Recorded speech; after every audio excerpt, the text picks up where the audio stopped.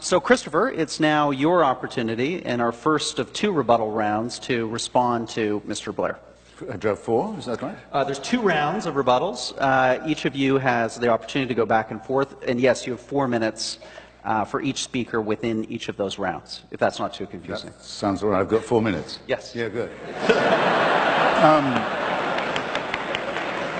Then hold your applause, for heaven's sake. Well, now, in fairness, no one was arguing that religion should or will die out of the world. And all I'm arguing is that it would be better if there was a great deal more by way of an outbreak of secularism. Logically, if Tony's right, I would be slightly better off, not much, but slightly better off, being a Wahhabi Muslim, or a Twelver Shia Muslim, or a Jehovah's Witness than I am wallowing as I do in mere secularism. What I'm arguing, and really seriously, is what we need is a great deal more of one and a great deal less of the second. And I knew it would come up, that we'd be told about charity. And I take this very seriously. Because we know, ladies and gentlemen, as it happens, we're the first generation of people who do really, what the cure for poverty really is. It eluded people for a long, long time. The cure for poverty has a name, in fact. It's called the empowerment of women. If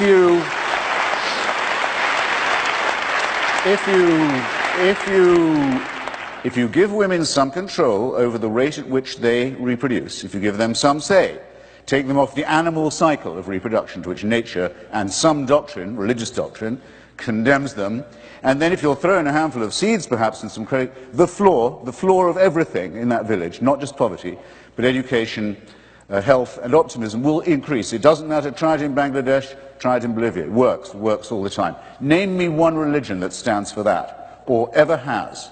Wherever you look in the world and you try to remove the shackles of ignorance and disease and stupidity from women, it is invariably the clerisy that stands in the way. Or in the case of...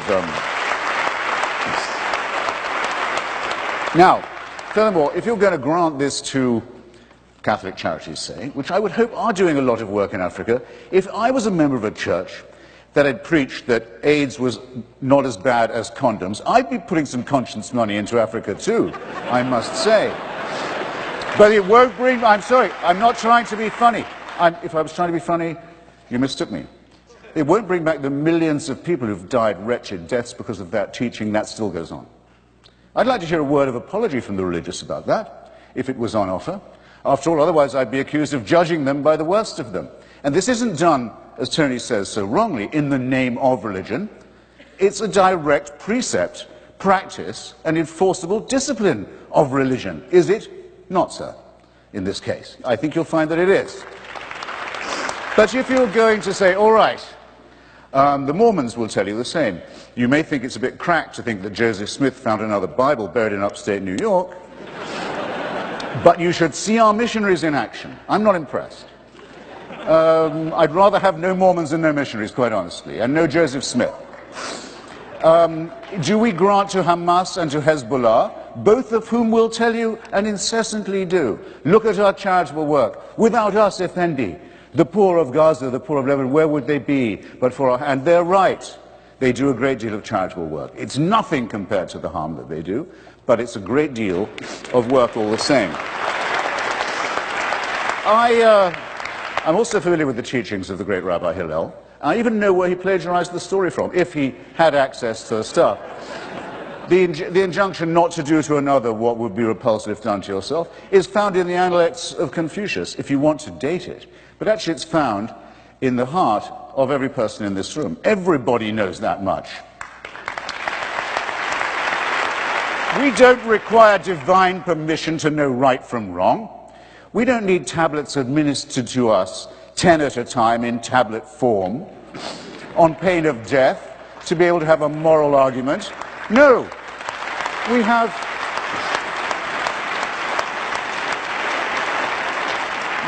We have the reasoning and the moral suasion of Socrates and of our own abilities. We don't need dictatorship to give us right from wrong, and that's my lot. Thank you.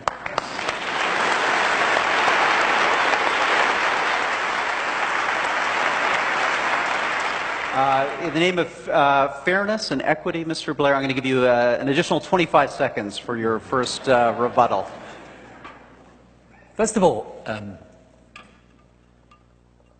I don't think we should think that because you can point to examples of prejudice in the name of religion, that bigotry and prejudice and wrongdoing are wholly owned subsidiaries of religion.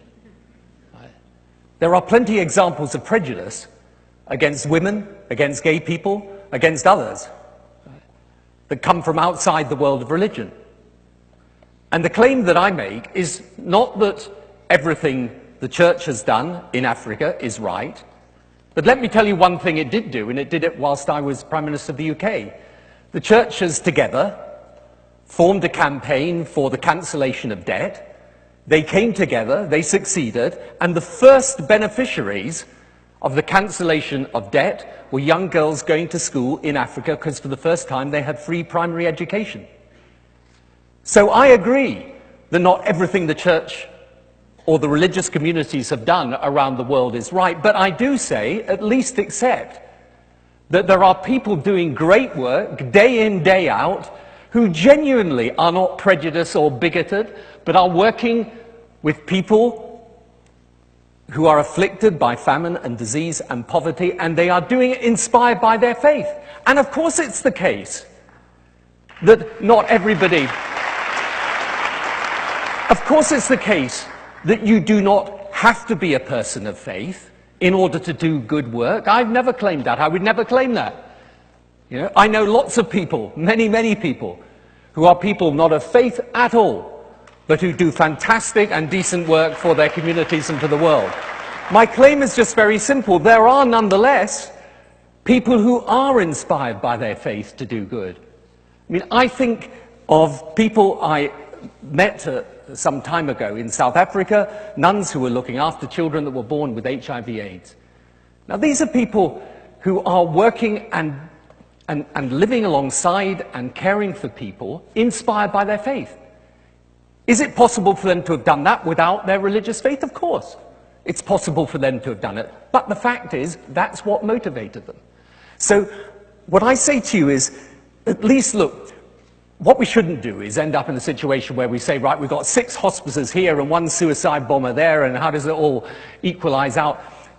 That's not a very productive way of arguing this. And actually, I thought one of the most interesting things that Christopher said is that we're not going to drive religion out of the world. And that's true, we're not.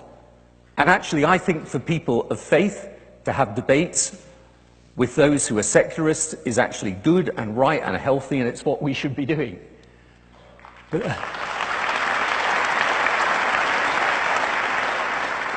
and I'm not claiming that everyone should congregate on MySpace.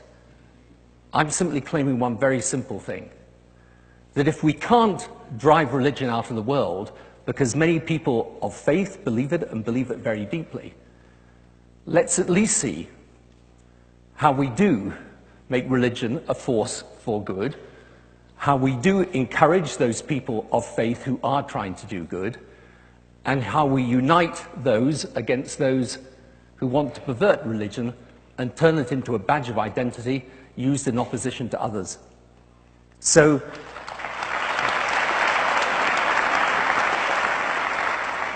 I would simply finish by saying this.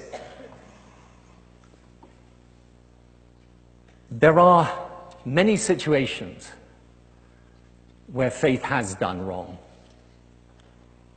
But there are many situations in which wrong has been done without religion playing any part in it at all.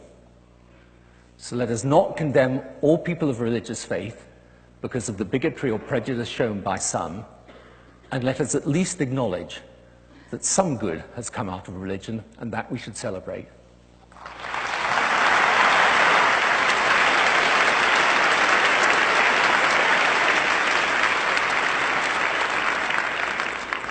Christopher, your second rebuttal, please. I have a second one. You have a second? Oh, my God.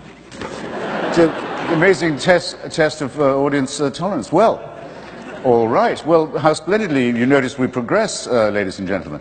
Now it's, okay, some religious people are sort of all right. I think I seem to be bargaining one of the greatest statesmen of the recent past down a bit. Not necessarily opposed to that. Just to finish on the charity point, I once did a lot of work with a man called Sebastião Salgado. Some of you will know him, great man, great photographer, who's the UNICEF ambassador on polio questions. I went to Calcutta with him, elsewhere. Nearly got rid of polio, nearly made it join smallpox as a disease, a thing of the past, a filthy memory, except for so many religious groups in Bengal and elsewhere, Afghanistan, West Africa, so on, telling their children, don't go and take the drops. It's a conspiracy, it's against God, it's against God's design. By the way, that argument isn't terribly new.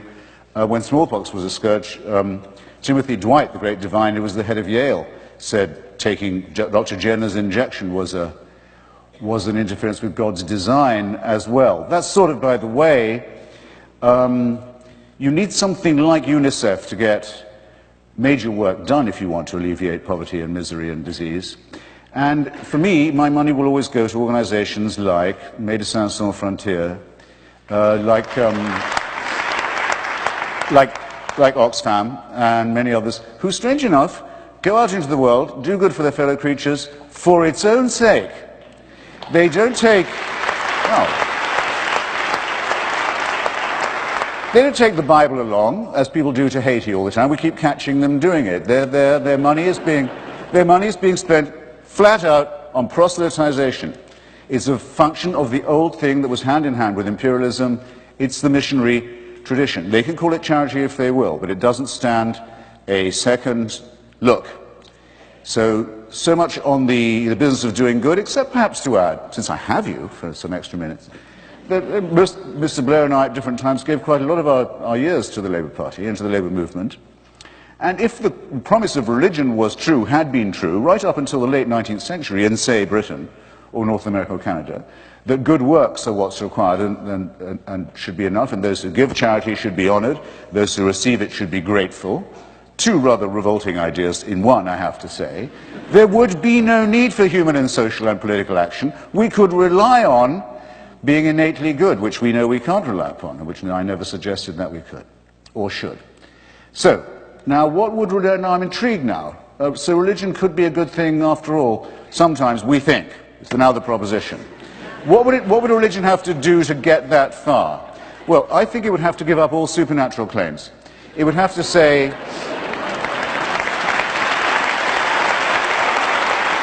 please, it would have to say, no, you are not to do this under the threat of reward, heaven, or the terror of punishment, hell. No, we can't offer you miracles. Find me the church that will say, forget all that. Faith healing, no. It would have to give that up. It would have to give up the idea of an eternal, unalterable authority figure who was judge, jury, and executioner against whom there could be no appeal, and who wasn't finished with you even when you died.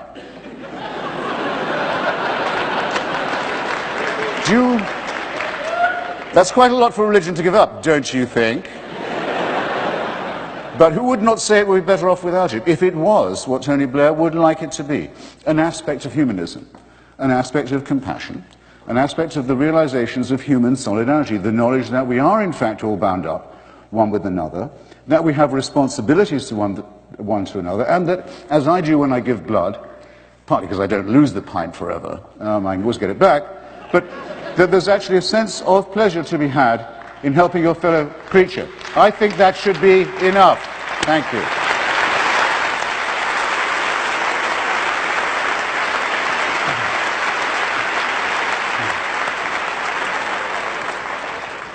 Tony, it must feel like the House of Commons all over again. I don't know, so far they're a little politer, actually. Your final rebuttal, please. Yeah. It all depends, I guess, what your experience of religious people is. I mean, my experience of the people I was with last week in Africa that include deeply religious people is not actually that they're doing what they're doing because of heaven and hell. They're doing it for love of their fellow human beings. And that's, I think, something very fine. What's more, that they believe, and that this love of their fellow human beings is bound up with their faith. So it's not something, yes, of course, it is absolutely true. They might decide to do this irrespective of the fact that they have religious faith, but their faith, they feel, is an impulse to do that good. And, I don't recognize the description of the work that they do in what Christopher said. In Sierra Leone, where I was, you have Christians and Muslims working together to deliver healthcare in that country. That's religion playing a positive role. They're working across the faith divide and doing it because they, again, believe that their faith impels them to do that. When we look back in history, yes, of course, you can see plenty of examples of where religion has played a negative role. You can see great examples, for example, in the abolition of slavery, where religious reformers joined with secular reformers in order to bring about the abolition of slavery. And let's get away from this idea that religion created poverty. There are bad things that have happened in the world outside of religion, right? And when you look at the 20th century, and you see the great scars of political ideology around views that had absolutely dramatically at their heart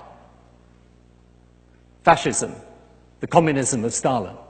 Absolutely at their heart was the eradication of religion.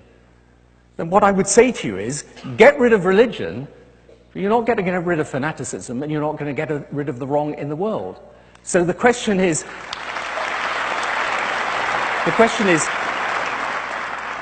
how then do we make sense of religion having this vital part in the world today, since it is growing and not diminishing? How do we make sense of this?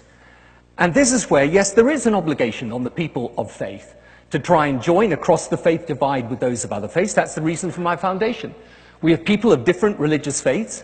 We've actually got a program where young people team up with each other of different faiths and work together in Africa on malaria, back in their own faith communities, and here in Canada. We have a schools program that allows schools to link up using the technology so that kids of different faiths can talk to each other across the world.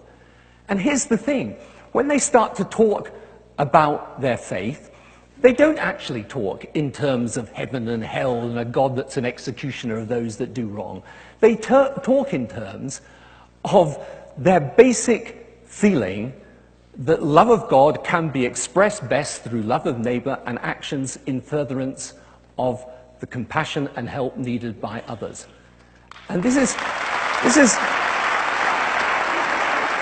in 2007, religious organizations in the US gave 1.5 times the amount of aid that USAID did. Not insignificant. So my point is very, very simple. You can list all the faults of religion, just as you can list the faults of the politicians, the journalists, and any other profession. But for people of faith, the reason why they try to do good, and when they do it, is because their faith motivates them to do so. And that is genuinely the proper face of faith.